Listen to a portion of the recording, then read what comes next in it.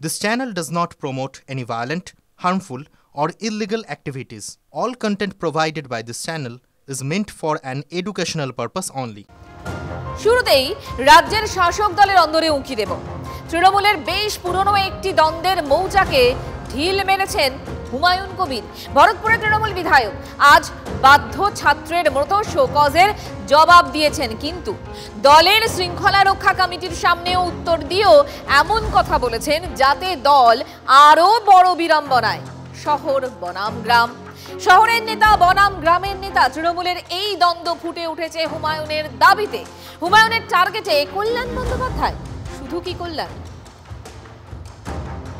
তৃণমূল নেত্রী মমতা বন্দ্যোপাধ্যায় বলেছিলেন তাড়াতাড়ি শোকজের জবাব দিয়ে দাও। 3 দিনের জায়গায় 23 ঘন্টার মধ্যে শুক্রবার সকালে শোকজের জবাব দিয়েছেন ভরতপুরের তৃণমূল বিধায়ক হুমায়ুন কবির। মমতা বলেছিলেন বেশি কথা বলো না। তৃণমূল নেত্রীর এই নিষেধ কানেই তুললেন না তৃণমূল বিধায়ক। শোকজের জবাব দিয়েই প্রবীণ তৃণমূল সাংসদ কল্যাণ বন্দ্যোপাধ্যায়কে নিশানা হুমায়ুনের।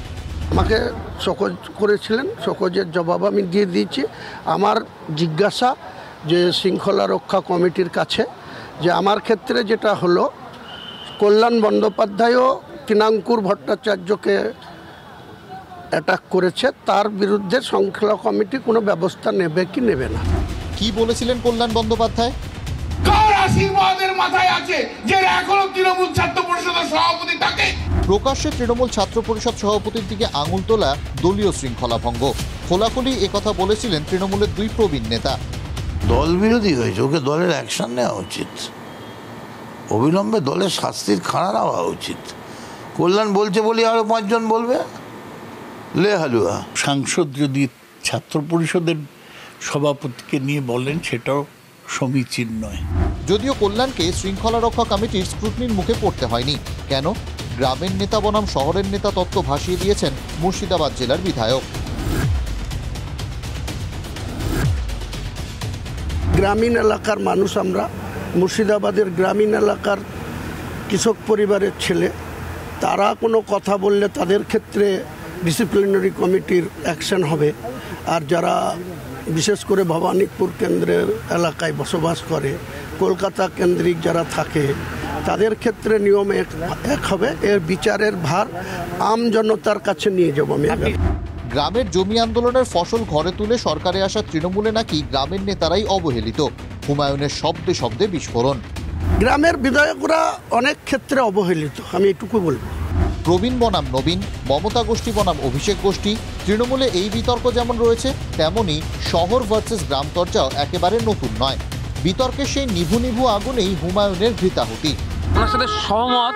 গ্রামের কেউ কিছু করে ফেললে ওটা গ্রুপ আপ হিসেবে দেখা হয়, ওটা শহর কেন্দ্রিক হয়ে গেলে ওটা লঘু হিসেবে দেখানো হয়। কল্যাণ ব্যানার্জিকে তার বিভিন্ন সময় যে ধরনের আচরণ করেছেন, সবগুলোতে নিয়ে তৃণমূল কংগ্রেসের যে শৃঙ্খলা কমিটি, তারা কি কোনো আজ পর্যন্ত শোকজ করলে তো আমরা জানতে পারতাম, আমাকে জিজ্ঞাসা হয়তো মনে করেনি বা এগুলো বন্ধ করার কথা বলেন। ও ভরতপুরের বিধায়ক হুমায়ুন করিস এটা মানে অতীতে সত্য কথা বলে দিয়েছে।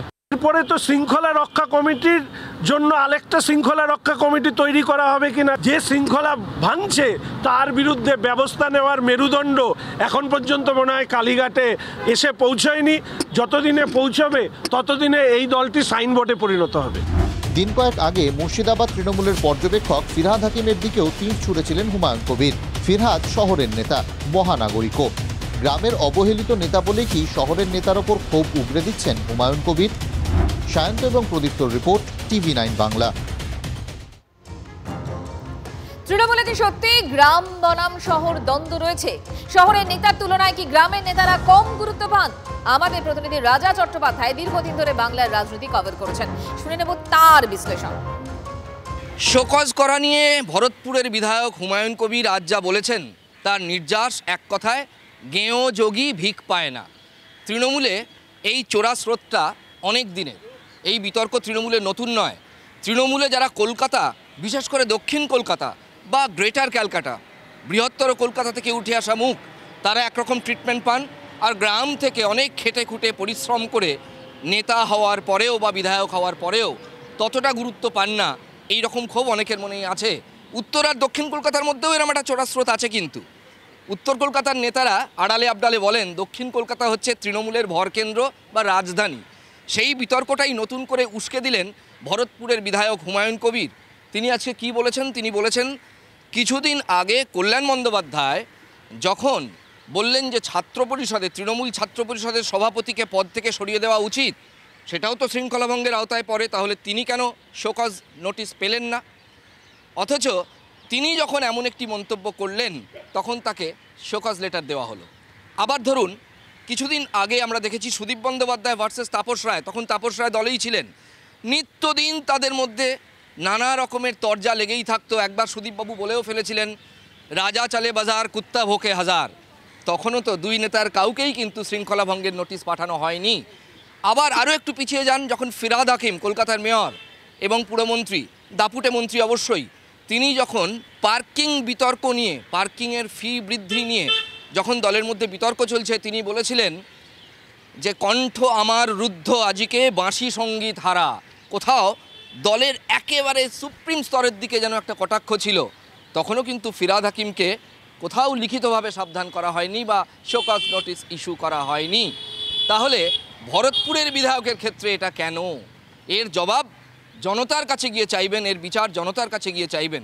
সেই পুরনো যে চোরা স্রোত, যে বিতর্ক, তাতে আরও কিছুটা ইন্ধন যোগালেন ভরতপুরের বিধায়ক। দেখা যাক আগামী দিনে শোকজ লেটারের উত্তর দেখার পর ভরতপুরের বিধায়কের সঙ্গে দল ঠিক কেমন আচরণ করে। ক্যামেরায় গৌরবের সঙ্গে রাজা চট্টোপাধ্যায়, TV9 বাংলা।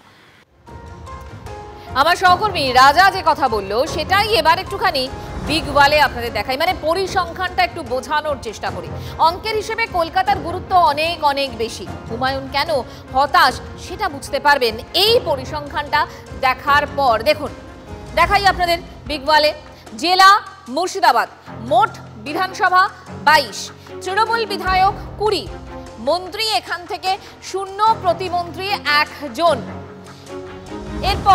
এরপর যদি আমরা কলকাতার দিকে তাকাই তাহলে কলকাতা পুরো এলাকা, মোট বিধানসভা হচ্ছে 17, তৃণমূল বিধায়ক 17, মন্ত্রী কলকাতা থেকে 6 জন, দক্ষিণ কলকাতা থেকে মন্ত্রী 5 জন এবং উত্তর কলকাতা থেকে মন্ত্রী হচ্ছে 1 জন। অর্থাৎ অভিষেকের দ্বারস্থ হবেন হুমায়ুন। দলের স্লোগান খেলা হবে, দলের নেতা কোলাকুলি বলছেন হুমায়ুন কবির কখন কি করতে হয়, কোন বলে কিভাবে ছক্কা মারতে হয় না কোন বল ডিফেন্স করতে হয়, সময় আসলে সেটা করে দেখাবো। হঠাৎ ছক্কা মারার কথাই বা বলছেন কেন ভরতপুরের তৃণমূল বিধায়ক? তৃণমূলের গ্রাম বনাম শহরের লড়াইয়ে একের পর এক বিস্ফোরণ হুমায়ুনের। গ্রামের বিধায়করা অনেক ক্ষেত্রে অবহেলিত, আমি এটুকু বলবো। গ্রামের অবহেলার কথা বলতে গিয়ে গোটা তরজাটাই নবাবের জেলায় নিয়ে ফেলেছেন হুমায়ুন।